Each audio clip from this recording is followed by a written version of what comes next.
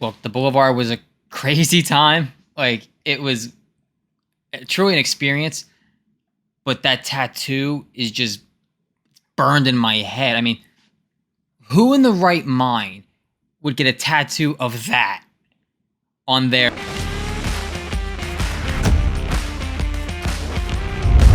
Charlotte, you never disappoint. My name is Michael Carey, and welcome to this week's rundown. 2 elimination races made up for an exciting weekend of racing at the Charlotte Roval, with AJ Allmendinger getting his 3rd straight Roval win with Kaulig Racing on Saturday, and Kyle Larson battling back after an electrical issue to capture his 7th win of the season. A pretty big surprise as Kevin Harvick's playoff hopes ended after finding himself in the Turn 1 wall, and the earliest knockout of the 2014 champion since the inception of the playoff format. Christopher Bell and the Hendrick duo of Byron and Bowman failed to advance to the round of 8, with all 3 Penske drivers, 3 JGR Toyotas, and 2 Hendrick Camaros rounding out what is sure to be a star-studded battle heading into Texas. While we live in the now with the 2021 playoffs, the future of NASCAR is just around the corner, and we all got a major glimpse at it in Charlotte earlier this week. The first mass testing of the next-gen car took place this week at the Charlotte Roval,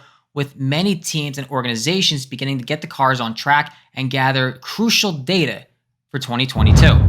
Many organizations, including Starcom, SHR, Spire, Trackhouse, and GMS, were on hand for the test, with Kaulig and SHR performing driver swaps during the 2-day test.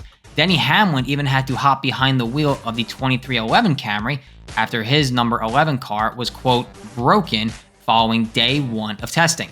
As far as the testing goes, there were some interesting details that some fans and media members noticed at the track in Charlotte. The heat inside the cars has become a major problem since the exhaust is moving on both sides of the car, which is beginning to heat up the chassis. So, RFR tested a shorter exhaust system that exited just behind the front wheel rather than in front of the rear wheel. Additionally, many teams began testing various methods of cooling the cars, from slits in the rear windshield to new vents in the hood and windshield construction. Chase Briscoe posted the fastest lap on Monday with a 1:20.21, while the number 19 that was shared by both Denny and Martin Truex Jr. posted a 1:18 on Tuesday. Interesting to note that the Tuesday parity between P1 and P2 was over 3 seconds, while the difference between Monday's P1 and P2 was just north of 1 second. Now, I've got concerns about this car. Remember how the next-gen car was supposed to roll out this year and then before the pandemic?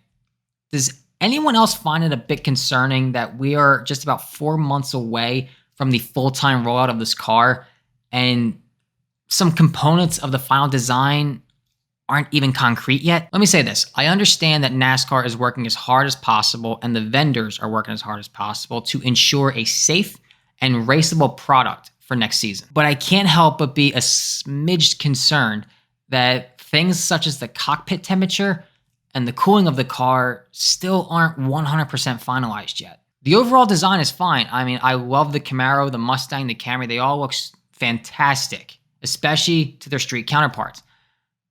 But keeping these drivers cool has definitely become a major concern and a major issue. NASCAR is starting to run out of clock to really make sure that this car is capable and ready for next season.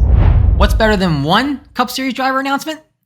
2 Cup Series driver announcements. GMS Racing confirmed this weekend that Ty Dillon will make his return to the Cup Series full-time in 2022, piloting a number 94 GMS Racing Camaro.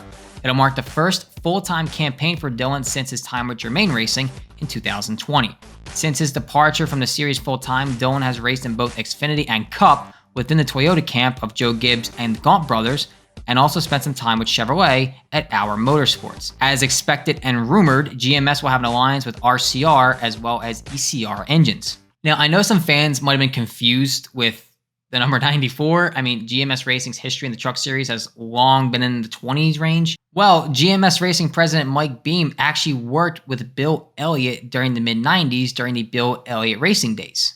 Fun fact, the original Bill Elliott Racing shop actually remains part of the current GMS Racing facility.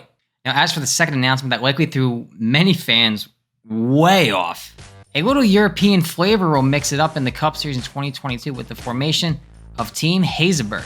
The part-time effort will feature NASCAR Whelen Euro Series champion Loris Hazeman in a part-time effort in the number 27 Ford Mustang. Loris will take on what is expected to be the 6 road course races for the series in 2022. Loris said he saw the next-gen prototype during a trip to the States to celebrate his championship and instantly found the urge to go cup racing. Rayon Brothers Racing will house the new team's operation and help prepare the car. As for RBR's Truck Series effort plans for 2022, they are to be announced. And some loose ends to tie up before Texas. According to Fox Sports' Bob Pockrass, the long-rumored charter acquisition of FRM for 2311 has apparently collapsed, with Pockrass reporting that the talks have ceased and that FRM has walked away from final discussions. This now leaves 2311 once again seeking out a new charter for the 2022 season for Kurt Busch. Now, rumors suggest that once Spire acquires the Starcom charter for next season, that charter could land in the hands of Denny Hamlin and 2311.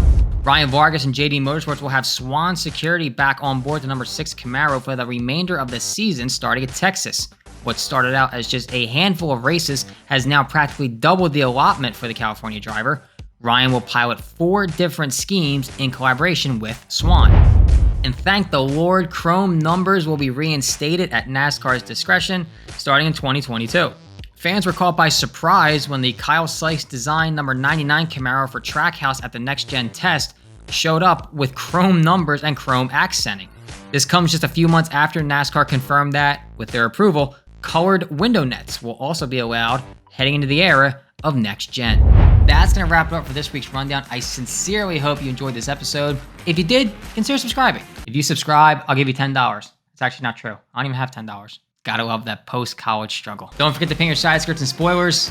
See y'all in the next one. Thank you so much for tuning in to today's episode of The Rundown. If you really enjoyed what you saw, be sure to subscribe to the YouTube channel and keep your eyes on TobyChristie.com for the latest news, rumors, and exclusive content from inside the NASCAR garage.